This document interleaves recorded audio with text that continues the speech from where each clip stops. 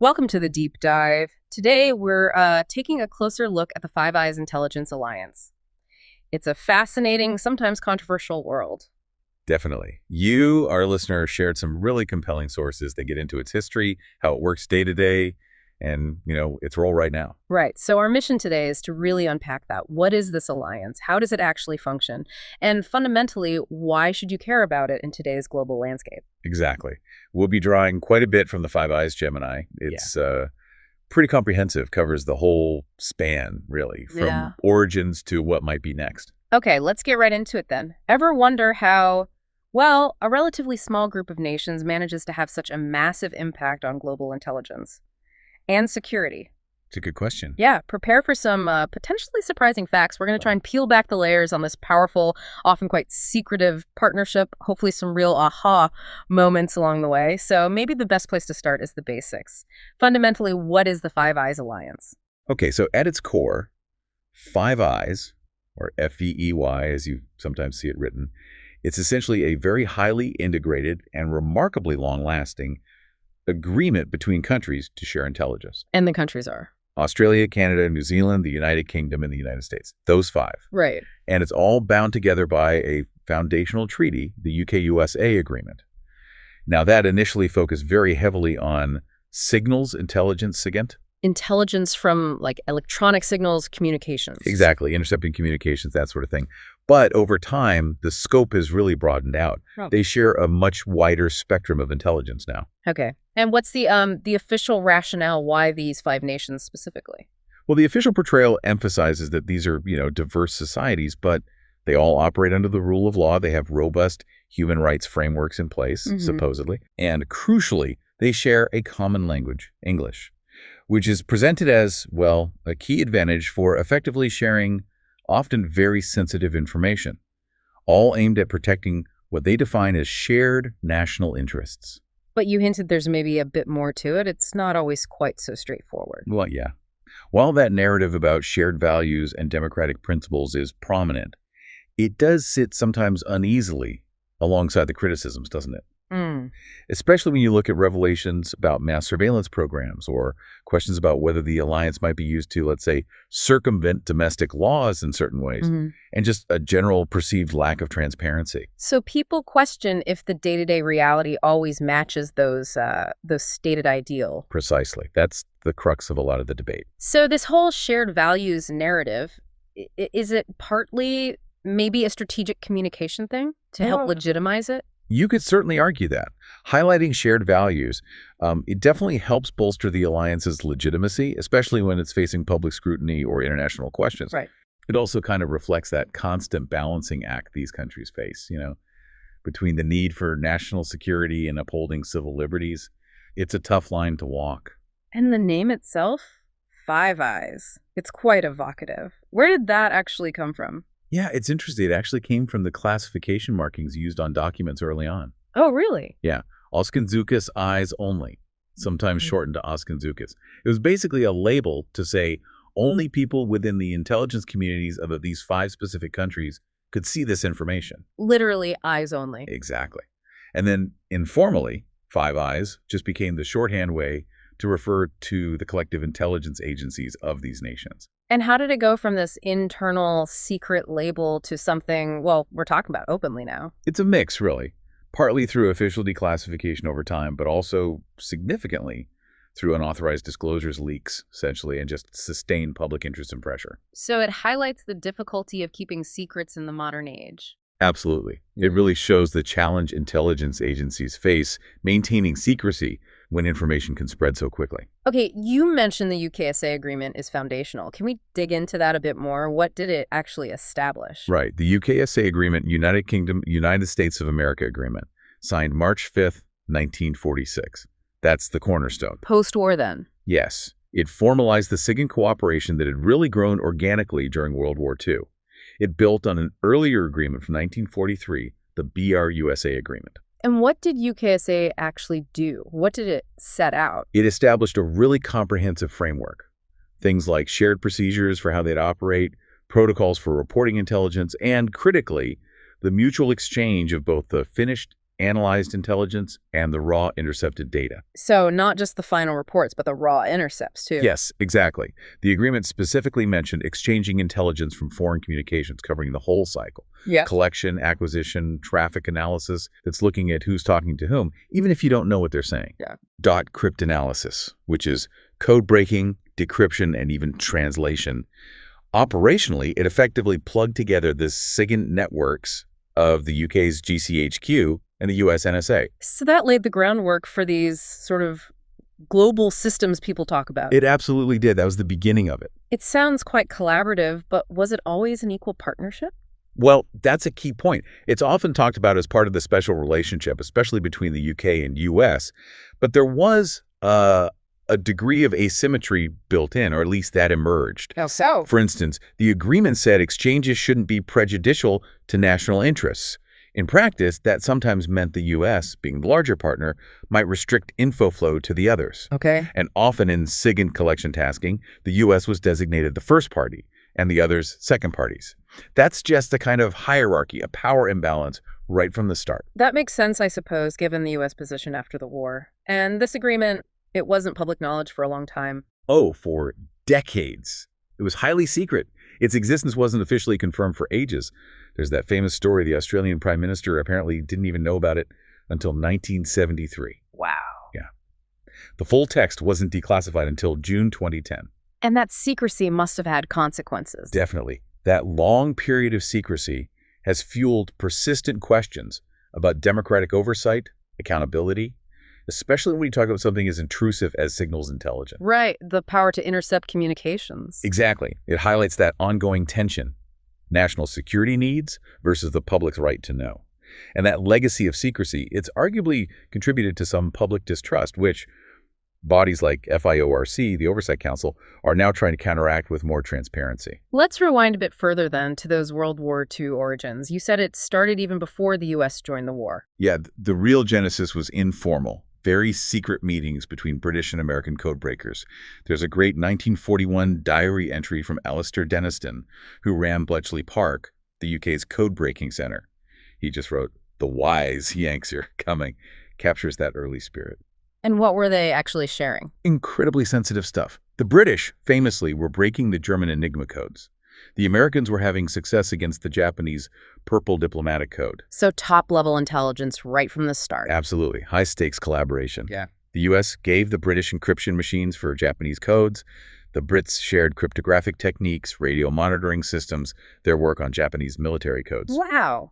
Driven by a common enemy, I suppose. Totally. That intense pressure forged deep mutual trust and, crucially, operational interdependence. They needed each other.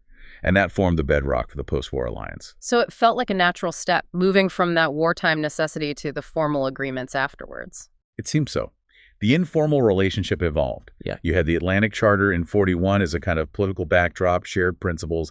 Then Brew BSA in 43 explicitly for communication intelligence cooperation. And then UKISA in 46. Exactly. By then, the war was over, but the Cold War was emerging. The focus shifted to the Soviet threat, particularly their nuclear program and espionage. So UKISA institutionalized that SIGINT cooperation for the new era. And that early focus on SIGINT, that really shaped the alliance's future. Massively. It led directly to building these sophisticated global SIGINT collection systems and created a kind of predisposition towards electronic surveillance as the primary tool. Okay, fast forward into the Cold War proper. The main target is clearly the Soviet bloc. How did the Five Eyes operate then? Yeah, the primary goal became comprehensive monitoring of the Soviet Union and its allies in the Eastern Bloc. Intelligence sharing was all about countering that Soviet threat, nuclear weapons, troop movements, spying activities. And they played a role in the nuclear standoff. A decisive role, according to many accounts, tracking nuclear arsenals, providing early warning intelligence. Very critical stuff. And this is when Echelon emerged. That name keeps cropping up. Sounds almost mythical. Yeah, Echelon. Development reportedly started in the 1960s. It was essentially a global network. Interception stations, analytical centers, all aimed at Soviet bloc communications. How did it work, geographically? They leveraged the locations of the member states, setting up listening posts strategically around the world to intercept telephone calls, telex, radio, faxes, even early computer data links. And filtering all that data. They used keyword spotting, automated filtering, trying to pick out relevant intel from the huge volume they were collecting. That sounds incredibly powerful for its time. Was its existence common knowledge? Oh, absolutely not. Echelon and Five Eyes activities in general were kept under extremely tight wraps for most of the Cold War, especially the 50s and 60s. Protected by secret agreements. Yes, often operating under classified agreements, potentially outside of direct domestic legal oversight, some critics argue. And this is where the idea of the no spy agreement comes in. Ah, right. The understanding they wouldn't spy on each other? In principle, yes, to build trust for focusing outwards. But later revelations, particularly around potential proxy collection, getting a partner to collect on your behalf, Yeah. have cast some doubt on how strictly that was always followed. So Echelon wasn't just a Cold War thing, it had a legacy. Definitely. It laid the technological and operational groundwork for 21st century programs like PRISM and XD-Score. And importantly, Echelon itself evolved, apparently starting to collect more private and commercial comms, moving beyond just military diplomatic targets. Mission creep, essentially. Exactly. A powerful capability often finds new uses, especially as technology advances. So the initial UK-US pact expanded. Canada, Australia, New Zealand came on board. Why them, and what did they bring to the table? That expansion was strategically crucial. Canada joined around 1949, Australia and New Zealand in 1956. They were initially termed UKSC Collaborating Commonwealth Countries. And their geography was key. Absolutely vital for SIGINT coverage against Cold War targets. Canada, with its huge northern territory and coastlines on both the Atlantic and Pacific, was perfect for monitoring Soviet planes and ships in the Arctic, North Atlantic, even eastern Russia. They also focused on China, Latin America, and contributed the Hydra Secure Comm system. And Australia and New Zealand. Australia's proximity to Asia was indispensable. Monitoring China, Southeast Asia, they already hosted key allied intel ops in WWII, and then became home to massive joint facilities like Pine Gap from '66 and Nurungar, huge for tracking missile tests, military comms. Pine Gap is still controversial today. Very much so. And New Zealand, down in the South Pacific, covered that region and parts of Southeast Asia. Their SIGINT unit was smaller, but their location and listening post, Waihopai, Pangamoana, provided valuable contributions. So it wasn't random. It was about location, existing capabilities, and presumably political alignment. Precisely. They had intelligence capacity and aligned with the democratic values and geopolitical goals of the UK and US. It set up this model of burden sharing, regional specialization. Allowing for near global coverage. Exactly. Far more efficient than any one nation could manage alone. The whole became much greater than the sum of its parts. It's a core reason for the alliance's longevity and effectiveness. Which implies losing a member would create a serious intelligence gap. A very significant gap, yes. Then came 9/11, a huge shock to the system. How did Five Eyes pivot after that? 9/11 was absolutely pivotal. It forced a major recalibration of priorities and led to a really dramatic expansion of surveillance powers and capabilities. The focus shifted. Completely, from state adversaries primarily to combating international terrorism. Intense focus on monitoring the internet, tracking groups like Al-Qaeda, later ISIS. So adapting the Cold War infrastructure. Essentially, yes. Taking that second machinery and expertise and pointing it at these new asymmetric non-state threats. And this led to some very powerful and later very controversial surveillance programs. Absolutely. This is the era where we see the development or significantly increased use of programs like PRISM, that was the NSA one, with GCHQ and Australian ASD help, getting access to user data held by big U.S. tech companies. Emails, chats, photos. Yeah, all that. And also upstream collection really ramped up. Tapping the internet backbone cables. Exactly. Tapping the fiber optic cables directly to scoop up vast amounts of data as it flowed past. And then you had other programs surface later, like XD-Score for analyzing internet data, Tempora GCHQ's upstream program, Muscular targeting the links between tech company data centers. It feels like 9/11 gave the green light for a massive escalation in surveillance. I think that's fair to say. It provided the impetus, and for many governments and agencies, the justification. Right. There was definitely more tolerance, politically and perhaps societally, for intrusive methods, broader mandates. Blurring the lines between foreign and domestic surveillance. That was a major criticism, this idea of collect it all. While the stated target was terrorists, the sheer volume meant collecting data on millions of ordinary citizens, inevitably, which of course set the stage for the huge privacy rows after Snowden in 2013. And shifting from states to non-state groups must have posed different challenges. Big time. It required more emphasis on humanness, human intelligence, much more sophisticated data analysis, understanding things like radicalization processes. Intelligence sharing was key, presumably. Seen as absolutely critical. But this period was also marked by controversy and some high-profile intelligence failures, like the Iraq WMD assessments. Right. And the difficulty in stopping lone wolf attacks showed the limits, the complexities of adapting traditional intelligence methods. So the post-9/11 era forced a huge evolution, needing multi-source intelligence fusion, but also throwing up major ethical and practical dilemmas. Okay, let's talk about the mission today. What's the core purpose of the Five Eyes now? What are they trying to achieve? Well, the official line, the primary mission, is still enhancing the collective security of the 5 member nations. Through intelligence sharing. Exactly. Comprehensive sharing, pooling resources, exchanging sensitive info to counter really a whole range of global threats.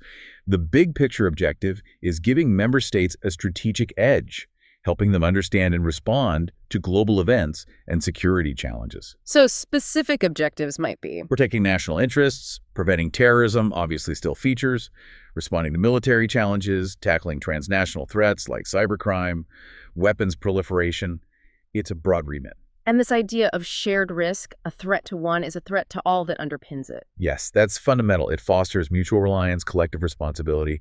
Operationally, it means they cooperate really closely at every stage of the intelligence cycle: interception, collection, processing, analysis, decryption, with the default position being that intelligence is shared among the members. That default sharing sounds like it could lead to collecting absolutely vast amounts of data, maybe not always targeted. That's a really crucial point. That principle, combined with descriptions of Five Eyes as maybe the most comprehensive espionage alliance out there, definitely points towards a collect-it-all philosophy in practice. Driven by fear of missing something critical. Presumably. But it inevitably leads to gathering data on a massive scale, and that's where the privacy concerns really bite, because you end up collecting info on people, on entities that aren't specific targets. And that creates practical problems too, storage, analysis. Huge challenges: data storage, analysis, privacy protection itself, and effective oversight. It all becomes much harder at that scale. But even with this collective security idea, individual national interests must still come into play. Oh, absolutely. Remember that caveat in the UK-USA agreement. Exchanges shouldn't be prejudicial to national interests. That creates potential tension. Where a powerful member's priorities might override the collective goal. It can happen. We've seen historical examples of the U.S. restricting info flow. And analysts point to how shifts in, say, U.S. foreign policy can create friction. If smaller partners feel the alliance is being used mainly for one member's benefit or their interests are ignored, it can strain cohesion, especially given those unequal power dynamics. So how does this sharing actually work? What are the mechanisms and what types of intelligence are they sharing routinely? Well, the UK's agreement is the bedrock for SIGINT, as we said. But the scope now is much broader. They share military intelligence, MILINT, human intelligence, HUMINT, from spies, geospatial intelligence, GEOINT, from satellites and aerial imagery, and more. So it's not just electronic intercepts anymore. No, far beyond that. And each member is actively involved in the whole process: collection, analysis, decryption. The defining feature really is that principle of sharing by default amongst the core 5. And that deep integration. How does it manifest itself? You see it in shared programs, staff from different countries working side by side in joint facilities. Pine Gap is a classic example. Shared databases, joint analytical efforts. You mentioned specific programs earlier. PRISM, X-Keyscore. Yes, those are contemporary examples. Historically, Echelon. More recently, programs like Tempora, Muscular, Stateroom. They all underpin this deep sharing infrastructure. Is there a rule about sharing outside the Five Eyes? Yes, the third-party rule. Generally, intelligence shared within the Five Eyes cannot be passed to a non-member country without the permission of the original agency that collected it. Intended to protect sources and methods. That's the rationale. Protect sources, methods, maintain the exclusivity of the intelligence. But critics argue it also limits transparency and makes external oversight much harder. It can shield the alliance from scrutiny, contributing to those accusations about lack of accountability. This sounds like a really complex intelligence supply chain, as you put it earlier. It is. Very interdependent. Strengths or weaknesses in one member's capabilities can ripple right across the alliance. Makes it efficient, but also vulnerable. Exactly. Efficient global coverage, but if one member's contribution is compromised, it affects everyone. It also underlines why kicking the member out would be so damaging to the overall collective capability. Organizationally, who are the main players? Which agencies form the backbone of the Five Eyes? Right. It's not one single body, but a tight network of national agencies. The SIGINT agencies are the historical core, but human, giant, military intel, security services, they're all deeply involved now. So the big SIGINT agencies are? In the U.S., it's the NSA, National Security Agency. UK, GCHQ, Government Communications Headquarters. Canada, CSE, Communications Security Establishment. Australia, ASD, Australian Signals Directorate. And New Zealand, the GCSB, Government Communications Security Bureau. Those are the main SIGINT So it players. goes much wider than that. Oh, yes. Yeah. You've got the CIA and FBI in the U.S., MI6 and MI5 in the UK, ACIS and ACO in Australia, CSIS in Canada, all contributing different pieces of the puzzle: human intelligence, security intelligence, counterintelligence. And how do they all coordinate? Must be complicated. It is. They use liaison officers posted in each other's agencies, joint facilities like Pine Gap or Menwith Hill in the UK, shared secure networks and databases like Stone-A-Ghost, plus regular meetings, bilateral and multilateral. And national coordination bodies play a role. Yes, each country has its own top-level body to coordinate its intelligence community, like the ODNI, Office of the Director of National Intelligence in the U.S., or similar structures in the others. They manage the national input into the Five Eyes system. So it's a genuine multi-intelligence effort now. Absolutely essential for tackling modern threats. You need to fuse SIGINT with human joint military intel to get the full picture. That fusion enhances strategic decision-making massively. But that structure, a network of linked autonomous agencies, does that create challenges for overall direction and oversight? It does. It allows flexibility and national specialization, which is good. But ensuring consistent strategic direction and, crucially, consistent oversight across all five is harder. It relies heavily on those national oversight bodies and coordinating councils like FIORC. Different national priorities could lead to inconsistencies. Potentially, yes, especially in policy or oversight standards. That's partly why you hear calls sometimes for more centralized strategic coordination, maybe a Five Eyes Leaders Summit regularly, or even a small permanent secretariat, to handle issues beyond just the day-to-day intelligence sharing. Okay, let's talk about that oversight. How are the Five Eyes held accountable? You mentioned FIORC. Can you expand on its role? Right. Governance and oversight are complex. It's primarily done at the national level, but FIORC, the Five Eyes Intelligence Oversight and Review Council, is a key inter-alliance body. What does it do? It brings together the non-political oversight and review bodies from each of the 5 countries. Its main job is to be a forum for them to share views, compare best practices, maybe cooperate on joint reviews or share findings, and generally encourage more transparency to build public trust. They also liaise with relevant political committees and other oversight bodies internationally. And which national bodies sit on FIORC? It includes, for example, Australia's Inspector General of Intelligence and Security, Canada's NSIRA, and the Intelligence Commissioner, New Zealand's Commissioner of Intelligence Warrants and Inspector General, the UK's Investigatory Powers Commissioner's Office, IPCO, and the US Inspector General of the Intelligence Community, ICIG. And the creation of FIORC seems like a response to increased scrutiny. Post-Snowden, maybe? Widely seen that way, yes. A move towards greater transparency and demonstrating accountability in response to heightened public and political pressure. But the primary oversight still happens within each country. Emphatically. Yes, fundamentally. Each nation has its own set-up parliamentary committees, independent review bodies like inspectors general, judicial oversight, executive branch accountability. But these national systems vary a lot.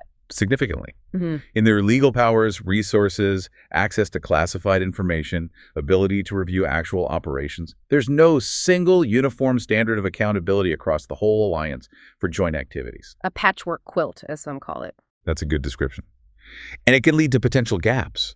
For instance, could intelligence gathered by a partner with weaker oversight bypass stricter domestic rules in another member state?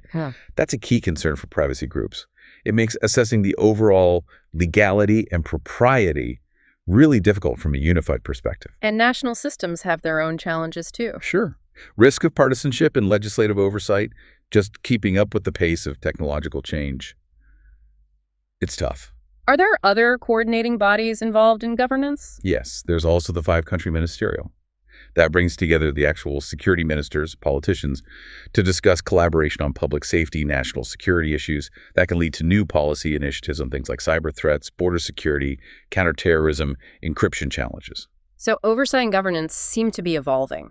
reacting to controversies and technology. It certainly appears that way. A continuous, challenging effort to balance national security secrecy, operational effectiveness, and democratic accountability.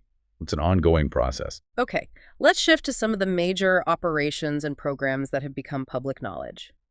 Echelon is probably the most famous historical example. What were its goals and achievements? Right, Echelon.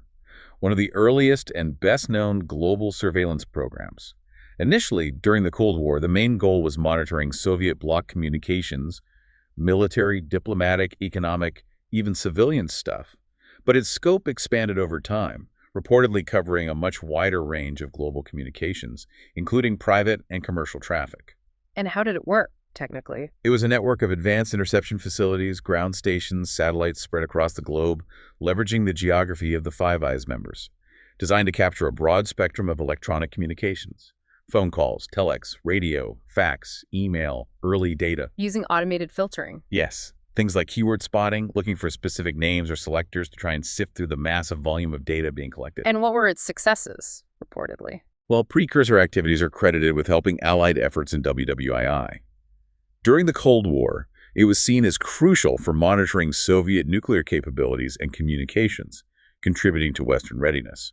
Later uses reportedly included counterterrorism, general national security, even diplomatic and economic intelligence gathering. And it eventually became public. Details started leaking out from the 70s through the 90s, and it became a major source of controversy in the late 90s and early 2000s. Was there official scrutiny back then? Yes. The European Parliament launched a big investigation around 2000-2001. They concluded such a system almost certainly existed with a huge surveillance capacity via the UK-USA cooperation. But the investigation faced hurdles. Big ones. Denials from the US, lack of full cooperation from the UK. It was an early sign of the friction between the EU and Five Eyes over mass surveillance, really foreshadowing the Snowden fallout later. And the capabilities of Echelon likely drove that mission creep we talked about, expanding targets and raising more privacy concerns. Then came PRISM, brought to light dramatically by Edward Snowden. What was the objective there? PRISM was hugely significant and hugely controversial, revealed by Snowden in 2013. Its stated goal was to collect stored internet communications from major U.S. tech companies. Stored data specifically. Yes, the idea being it was targeted primarily at non-U.S. persons located outside the U.S. for foreign intelligence. Accessing stored data, perhaps stuff that was encrypted in transit, might be easier or more valuable once stored on company servers. And how did they get the data? It was run by the NSA, with GCHQ and Australia's ASD reportedly having access or contributing. It operated under Section 702 of the FISA Amendments Act. The FBI's DITU unit served directives on companies like Google, Apple, Microsoft, Facebook, compelling them to hand over user data matching court-approved selectors, email addresses, identifiers. And the data collected was extensive. Very. Emails, chats, photos, files, VoIP calls, social networking data. Yeah. They relied heavily on compelling that private sector cooperation. What was the legal justifications cite? Primarily Section 702 of the FISA Amendments Act from 2008 and its predecessor, the Protect America Act, 2007. These laws provided the legal compulsion and gave companies immunity for cooperating. What were the claimed successes versus the controversies? U.S. officials claimed PRISM was vital, helped prevent dozens of terrorist attacks globally, maybe over 50. Internally, it was apparently described as the NSA's #1 source of raw intelligence. But the backlash was immense. Absolutely. Snowden's disclosure sparked a massive global debate about surveillance, privacy, the role of tech companies. It led to tech firms publishing transparency reports, pushing for stronger encryption. A huge point of contention was the backdoor search capability, searching incidentally collected U.S. person data without an individual warrant, which critics called a clear run around the Fourth Amendment. X-Keyscore sounds like the analytical engine behind a lot of this collection. What were its capabilities? Yeah, X-Keyscore was another bombshell from Snowden, a really powerful system for searching and analyzing those vast collected global internet data sets in near real time. Making targeting easier. That was the goal. Enable analysts to sift through the mountains of data more efficiently. Snowden's description was stark, potentially allowing analysts to read almost anyone's email, monitor web traffic, track computers online. How did it get its data? Through a distributed network, hundreds of servers worldwide, maybe 150 sites. It ingested data from lots of sources. Other collection programs like F6, ForeignSat, satellite collection, special source operations, tapping cables, overhead collection, tailored access operations, hacking, FISA warrants, partner agency sharing. It stored full-take data, everything. Full content? Yes, though often only briefly for full content, maybe 3 to 5 days because of the volume. Metadata, email headers, phone numbers, usernames, browser activity, cookies was extracted, indexed, and kept longer, maybe up to 30 days. Some sites were reportedly taking in over 20 terabytes a day. Massive amounts. Analysts could search this how? Using powerful tools. Querying with soft selectors, keywords, maybe even patterns of activity across languages. It could apparently identify people using certain apps like Google Maps, track search queries, spot anomalies like someone using encryption, PGP, VPNs, or Tor. Even trace document origins. Flagging people for using privacy tools seems problematic. Exactly. That raised major concerns among privacy advocates. Were there different versions? Yes, apparently different versions for different data rates and sources. A deep dive version was linked specifically to GCHQ's Tempora program, showing that integration again. Any claimed successes for X-Keyscore? The leaked NSA slides claimed it helped capture 300 terrorists by 2008, though specifics weren't public. A 2011 report mentioned tracking groups like Anonymous by searching activity patterns. Primarily NSA, but partners involved. Yes, NSA run, but Australia's ASD and New Zealand's GCSB reportedly had significant access and contribution. X-Keyscore really epitomized the collect-it-all approach, turning data into intelligence, but also showcasing the scale and intrusiveness of modern surveillance. Tempora. That was the GCHQ-led program tapping fiber optic cables landing in the UK, right? Another huge-scale operation. That's right. Tempora, also revealed by Snowden, a GCHQ mass surveillance program focused on tapping those major subsea communication cables where they land in the UK. To give GCHQ and partners like the NSA who had access the biggest internet access possible, they literally attached intercept probes to the cables. An internet buffer, it was called. Yeah, designed to temporarily store huge amounts of data for later analysis. It involved secret deals with telecom companies, the intercept partners, who reportedly got paid for providing access. Exploiting geographic choke points. Exactly. Yeah. The collected data was then filtered and analyzed using tools like X-Keyscore for massive volume reduction. And the data volumes were staggering. Truly immense. Ugh. Reports suggested potential interception of 21 petabytes a day, aiming to tap over 46 cables, process maybe 600 million phone events daily. The X-Keyscore system tied to Tempora was described as holding more data than all other X-Keyscores combined. How long is it running before revealed?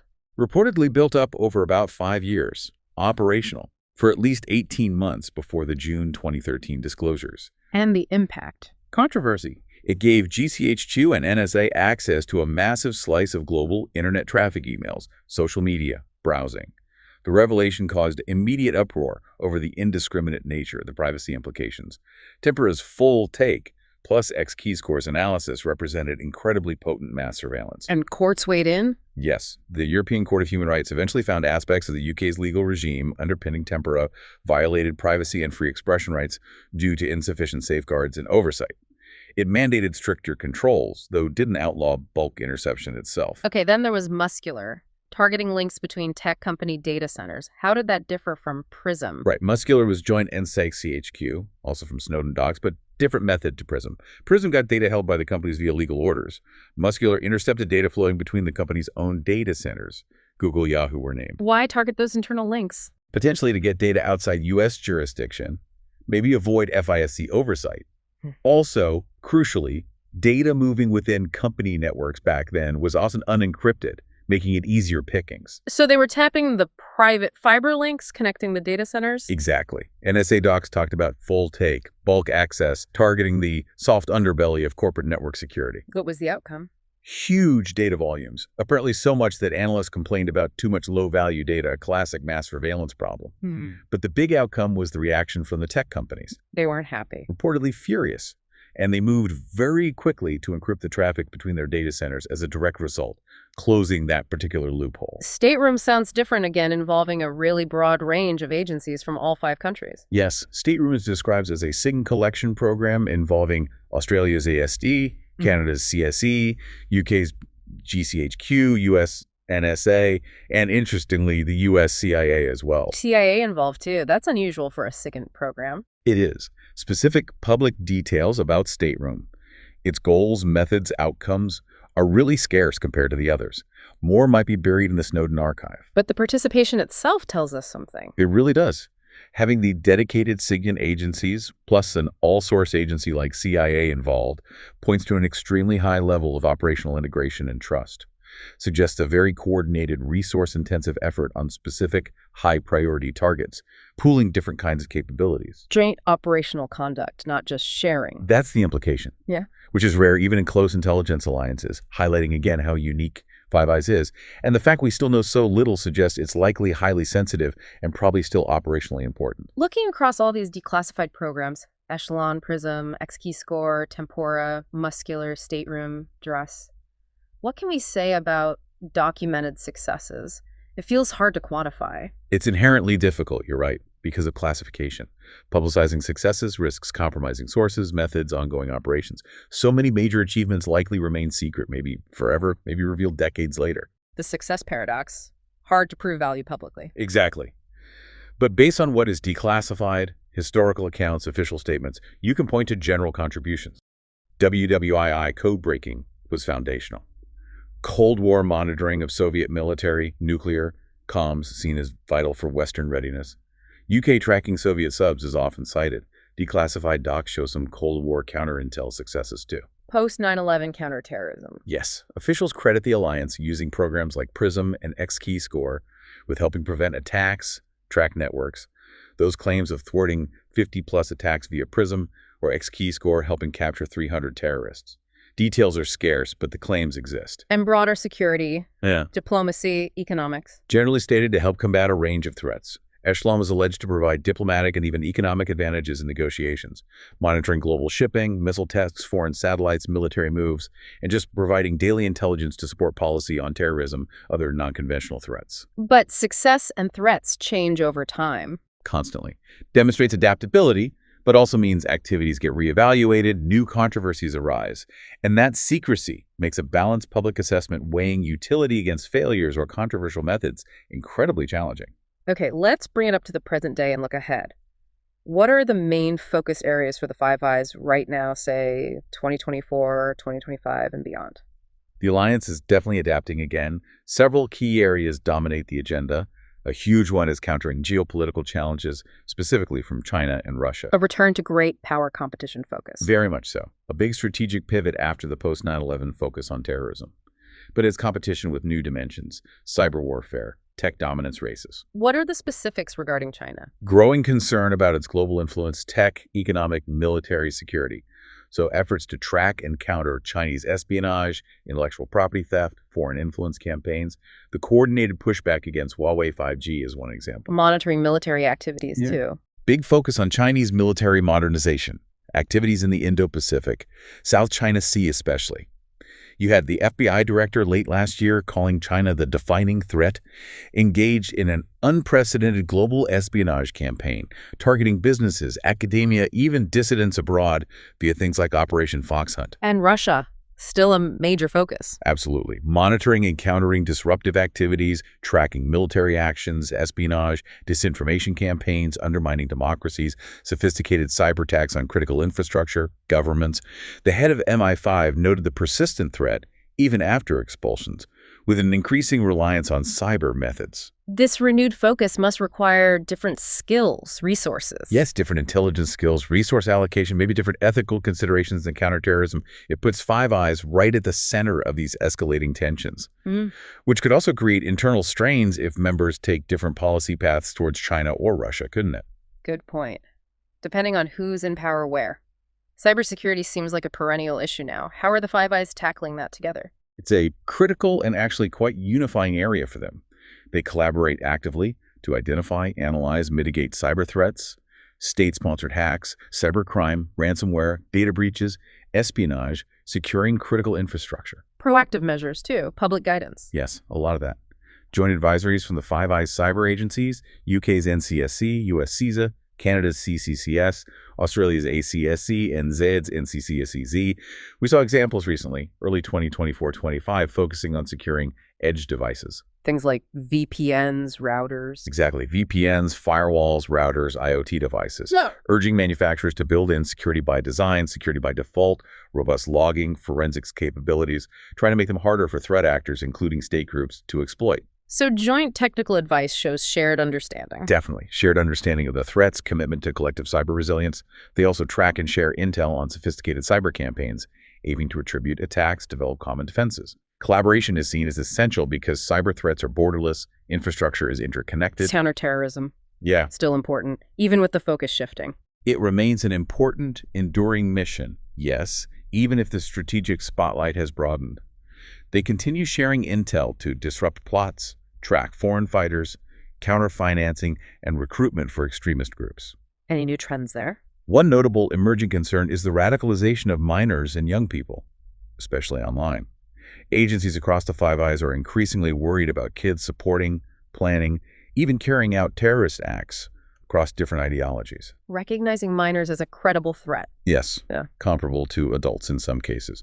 So they're promoting a whole-of-society approach, bringing in education, mental health, social services, communities, tech companies, not just security agencies. What kind of initiative? Joint research on what drives youth radicalization, vulnerability factors, looking at neurodiversity, mental health roles, raising public awareness, emphasizing the role of parents, educators in spotting risks, understanding online activity, promoting diversion programs, support services. Shows the threat evolving, needing different responses. Exactly. More nuanced, preventative, multi-sectoral responses, not just intel and law enforcement. What about emerging technologies like AI? How's the alliance grappling with that? They're acutely aware of the huge potential and the risks, especially with AI. It's a dual focus. How to leverage AI themselves for better intelligence, and how to defend against adversaries using it maliciously. Coordinating strategies. Yes, on AI, cyber capabilities, critical tech like semiconductors, partly for military AI interoperability, maintaining a technological edge. Also tackling AI-driven disinformation, AI and cyber attacks, security implications if foreign powers dominate AI development. Scrutinizing foreign AI models. Canada's cyber agency suggested collaboration on that, looking at them from a national security angle. And beyond AI, they're watching quantum computing, edge computing, advanced biotech, assessing the impact on security and intelligence down the line. The pace of change means constant adaptation is needed. We're hearing more about economic security being linked to national security, too. Is that reflected in Five Eyes activity? Increasingly so, yes. Growing recognition they're intertwined. So more focus on gathering and sharing intel on economic threats and vulnerabilities. Like what specifically? Supply chain resilience, trade enforcement, implementing sanctions, protecting critical technologies and intellectual property. There have even been proposals for joint economic operations centers with key allies, including Five Eyes, for real-time coordination. And protecting critical infrastructure fits in there, too. Very closely related. Huge emphasis on that. The Critical Five officials from the Five Eyes put out a joint statement early this year reaffirming commitment to public-private collaboration for security and resilience against cyber and physical disruption. Sharing best practices. Yes, outlining priority measures for governments and industry. Even military initiatives, like the U.S. Navy's Project Overmatch, establishing links with FVEY partners for interoperable maritime tech, point to securing critical operational domains with economic impact. So yes, these current focus areas show the continuous adaptation balancing traditional intel with new tech and geopolitical challenges impacting security and prosperity. Let's talk about the No Spy Agreement. It comes up a lot in discussions and controversies. What's the story there? Ideal versus reality. Right, the No Spy Agreement. The general understanding is members won't target each other's citizens or government communications. It's seen as crucial for the trust needed for such deep intelligence sharing, especially during the Cold War, focus on external threats. But Snowden's revelations cast doubt on that. They really did. Suggested the reality was more complex, that the spirit, maybe not the absolute letter, was being bent or circumvented. How so? The idea of partners collecting on each other's citizens. Exactly. Documents revealed the potential for, say, the NSA to collect on British citizens and share it with GCHQ, or vice versa, potentially bypassing domestic legal hurdles like warrant requirements that would apply if their own agency collected it directly. A loophole, critics called it. Precisely. Undermining trust. Raising accountability questions, does it bypass national laws? Plus, there have been reports, like from the Journal of Foreign Affairs at Carolina, alleging instances of actual spying on each other's citizens, even leaders. That further complicates the idea of a strict pact. Does the original UKSA agreement actually forbid spying on members? Not explicitly, no. But the operational understanding that developed was mutual restraint. However, Snowden showed that the sheer scale of collection by programs like PRISM and XKeyscore meant they inevitably hoovered up communications of citizens from all Five Eyes countries. So even if not initially targeted, the data was collected. Right. And the subsequent searching and sharing of that incidentally collected data led to accusations that the no-spy ideal was, well, qualified at best, maybe misleading at worst. Must have strained trust. Undoubtedly. Between the public and agencies, and potentially between the partners themselves, despite official assurances everything was legal. The true nature and observance of the no-spy understanding. It remains a really sensitive point for the alliance. Okay. Despite its successes and longevity, the Five Eyes hasn't escaped controversy and criticism. What are the main lines of attack? No, it definitely hasn't. Major controversies, significant criticism over the years, primarily around mass surveillance, privacy implications, lack of transparency, and questions about legal and ethical boundaries. Snowden really blew the lid off the mass surveillance aspect, didn't he? Absolutely. That was the biggest source of controversy. His 2013 disclosures revealed the sheer scale of collection. Phone metadata, internet comms, emails, chats, browsing history, digital data on millions worldwide, including their own citizens. Through programs like PRISM, XKeyscore, Tempora. Exactly. Demonstrating the capacity, and critics say the intent to collect it all, often by tapping internet infrastructure directly or compelling tech companies to cooperate. Raising huge privacy concerns. Severe concerns about violating fundamental privacy rights under domestic and international law. Critics argued it was indiscriminate, went far beyond legitimate security needs, and unacceptable intrusion. And the no-spy loophole fed into this. Yes, the allegation they spied on each other's citizens to bypass domestic laws. Snowden famously called Five Eyes a supranational intelligence organization that doesn't answer to the known laws of its own countries. Powerful critique. Concerns about misuse. Chilling effects. Yes, the sheer scale raised fears of misuse, errors, creating a pervasive surveillance state that could chill free speech association. Secrecy and lack of accountability have also been consistent criticisms. Persistent ones. The intense secrecy around agreements, operations, oversight. Remember, UKOSA was secret for decades. Allowing things to happen outside public view. That's the argument from groups like Privacy International. Secrecy enables arbitrary intrusions, circumvents democratic accountability. The third-party rule on sharing outside the alliance is also seen as hindering external oversight. Even with national oversight bodies and FIOR. Critics argue those mechanisms are often insufficient, under-resourced, lack power to scrutinize the full picture, especially the complexities of joint operations and massive data sharing. The transnational nature makes oversight incredibly hard. Different standards in different countries add to that. Yes, the patchwork quilt idea. Plus, risks like partisanship affecting legislative oversight, as noted by Oxford Academic, and others. Even before Snowden, Echelon faced scrutiny, right? It did. Late 90s, early 2000s.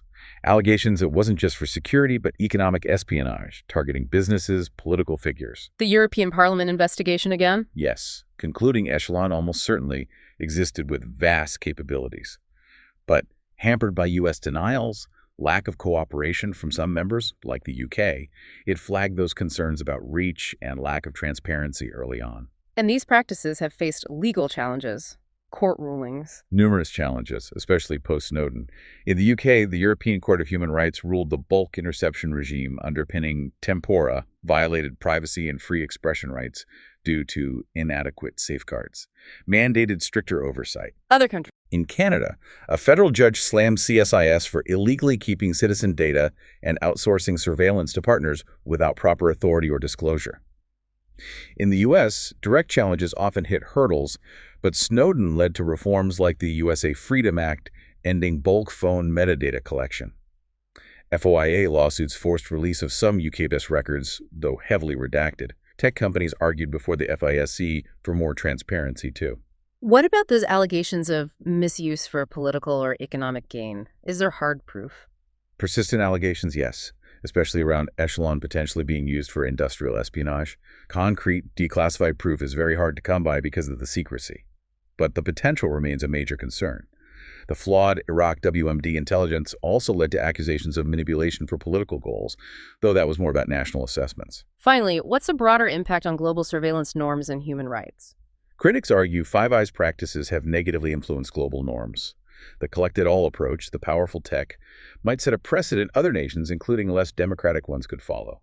Potential hypocrisy? Some argue that. An article from University of Auckland raised concerns about NZ's role and potential complicity in partner human rights abuses, questioning the alliance's own human rights claims. So yeah, these controversies highlight that deep ongoing tension. National security benefits versus fundamental rights and democratic principles.